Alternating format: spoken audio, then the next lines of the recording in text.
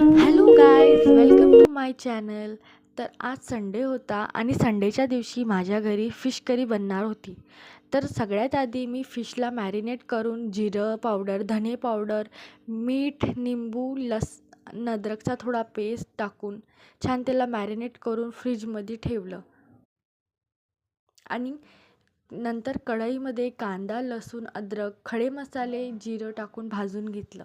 नंतर त्याला मिक्सरमधून काढून घ्यायचं.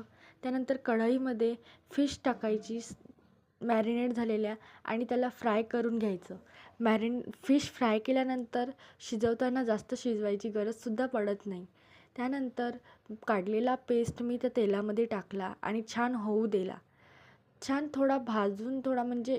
भाजून घ्यायचा होऊ देपर्यंत. त्यानंतर तिखट, मीठ, हळद, मसाले टाकून सगळे पाणी टाकायचं थोडं आणि त्यानंतर सगळे फिश टाकून द्यायच्या. छान 2-4 उकळ्या येऊ द्यायच्या, शिजू द्यायचं. त्यानंतर त्यात सांबार टाकून छान झाली तुमची फिश करी तयार. आणि हो गाईज, तुम्ही माझ्या चॅनलला सबस्क्राईब नाही करत, subscribe my channel. Thank you for watching.